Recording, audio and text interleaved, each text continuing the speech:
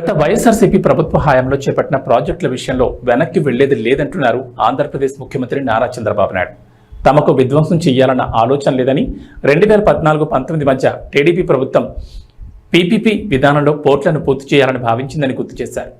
కానీ గత జగన్ ప్రభుత్వం వాటిని ఈపీసీ విధానానికి మార్చిన విషయాన్ని గుర్తు చేశారు. ఇప్పుడు ప్రభుత్వం నుంచి గ్రాంట్ ఇవ్వడం భారంగా ఉందని, ఒకవేళ ఆ నిబంధనలు మారిస్తే ప్రాజెక్టులు నిలిచిపోయే ప్రమాదం ఉందన్నారు. ఈ అంశాన్ని పరిగణలోకి తీసుకుని గత ప్రభుత్వ హయాంలోని ప్రాజెక్టులను యథావిధిగా కొనసాగిస్తామని తెలిపారు. రాష్ట్రంలో ఏపీ ఐఎస్సీ భూములు కొన్ని చోట్ల ఆక్రమణకు గురయ్యాయని, వెంటనే వాటిపై ఫోకస్ పెట్టాలని కలెక్టర్లకు సూచించారు ముఖ్యమంత్రి. ఆ భూములు తిరిగి వెనక్కి తీసుకునే చర్యలు చేపట్టాలని, రాష్ట్రంలో పారిశ్రామికవేత్తలకు అనుకూల ప్రభుత్వం అనే వాతావరణాన్ని తీసుకురావాలన్నారు. గత ప్రభుత్వ తీరుతో ఇక్కడి పారిశ్రామికవేత్తలు పొరుగు రాష్ట్రాలకు వెళ్లిపోయారన్నారు. గత ప్రభుత్వం ఇంటికి పైప్ లైన్ ద్వారా గ్యాస్ అందించే ప్రాజెక్టును నిర్లక్ష్యం చేసిందని, ఈ ప్రాజెక్టును ఇచ్చిన వ్యవధిలో పూర్తి చేయకపోతే అదనపు భారం తప్పదన్నారు.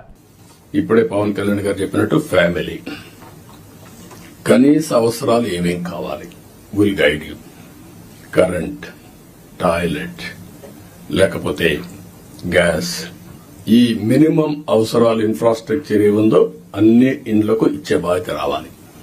Number 2, village street lights, cement roads, drains, waste management, దీని మీద కూడా మీకు క్లారిటీ రావాలి. ఇవన్నీ కూడా సిస్టమ్ స్వచ్ఛ భారత్ రిపోర్ట్ నేనే ఆలోచించాం. ఇంకా కూడా వింగ్ ఉంది, గవర్నమెంట్ ఆఫ్ ఇండియా కూడా చేస్తున్నారు. దాన్ని లాజికల్ గా తీసుకుపోవడంలో ఇంకా మనం ఇది చేశాం. Last time waste energy plants తీసుకొచ్చాం, ఒక 2 ఆపరేషన్కి వచ్చాయి, మిగిలిన రాకుండా పైన వదిలేశారు. ఆ రోజు ఏదైతే వేస్ట్ నుంచి సంపద,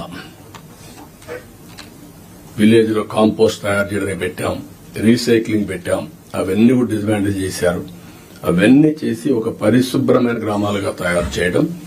మూడోది అక్కడి నుంచి లాజిస్టిక్స్, కమ్యూనిటీ లాజిస్టిక్స్, విలేజ్ నుంచి మార్కెట్ ప్లేస్ కి, ఎయిర్పోర్ట్ కి, రైల్వే స్టేషన్ కి, ఇంపార్టెంట్ సిటీస్ కి, మన హెడ్ క్వార్టర్స్ గా రోడ్లు వేసుకోవడం, ఇవన్నీ చేయాల్సిన అవసరం ఉంది. ఎయిర్పోర్ట్ డెవలప్ చేసుకోవడం, పోర్ట్ డెవలప్ చేయడం, రైల్వే స్టేషన్లు ఇంకా ఎంతవరకు చేయగలదో చేసుకోవడం, ఇవన్నీ చేయాల్సిన అవసరం ఉంది. ఇవన్నీ చేసి టూరిజానికి కూడా ఎక్కువ ప్రాధాన్యత ఇవ్వాలి, ఎక్కువ ఎంప్లాయ్మెంట్. నేను ఇక్కడ మీకు ఒకటే చెప్తున్నా, ఫైనల్ గా మీ అందరికీ job creation is our priority. ఎంత పెట్టుబడులు పెట్టారు అనే దానికంటే ఎంత మందికి ఉపాధి క్రియేట్ చేశామని చాలా ముఖ్యం. ఇది మీకు గుర్తుపెట్టుకోవాల్సిన అవసరం ఉంది. Zero poverty, P4 is our policy. అది అసాధ్యం కాదు, ఈ టెక్నాలజికల్ ఏజ్ లో జరగాలి. మూడోది demographic management.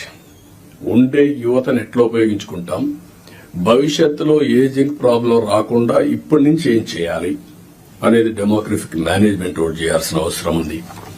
Linking of reverse, దేశంలోనే లింకింగ్ ఆఫ్ రివర్స్ కావాలి. ఒకవేళ దేశంలో కాకపోయినా మన రాష్ట్రంలో లింకింగ్ ఆఫ్ రివర్స్ మనం చేసి డ్రౌట్ ప్రూఫ్ స్టేట్ గా తయారు చేయడానికి ఎవ్రీ ఎకరాకు నీళ్లు ఇచ్చే విధంగా మనం కానీ చేయగలిగితే ఎకానమీ ఆటో పైలట్ వెళ్తుంది. ఆ విషయం దీనివల్ల ఎన్విరాన్మెంట్ బ్యాలెన్స్ అవుతుంది. ఇప్పుడు సోలార్ విండ్ వచ్చింది, ఇది కూడా వస్తే మీరు ఊహించినటువంటి జీవన ప్రమాణాలు పెరిగే పరిస్థితి వస్తుంది. ప్రోడక్ట్ పర్ఫెక్షన్, మీరు ఏ పని చేసినా ఎంత పర్ఫెక్ట్ గా చేయగలుగుతున్నాం, ఎస్ఓపి, టెక్నాలజీ, ప్రోడక్ట్ స్ట్రెంగ్త్, ఇవి కూడా ఇది. అదే మరి స్కిల్ సెన్సెస్, ఇది కోర్ ప్రోగ్రామ్. ఎట్టి పరిస్థితుల్లో దీన్ని కూడా చేయాల్సిన అవసరం ఉంది. లాస్ట్ కు వచ్చే కొందికి district level GSTP, mandal level GSTP, project management unit at every district కూడా ఇస్తాం మీరు మేనేజ్ చేసుకోవడానికి. మీరు ఒక ట్రెడిషనల్ కలెక్టర్స్ గా కాకుండా ఇన్నోవేటివ్ గా మీరు పనిచేసే పరిస్థితి రావాలి. నేను చెప్పిన ఇవన్నీ కూడా గుర్తుపెట్టుకొని వర్క్ హార్డ్, వర్క్ స్మార్ట్,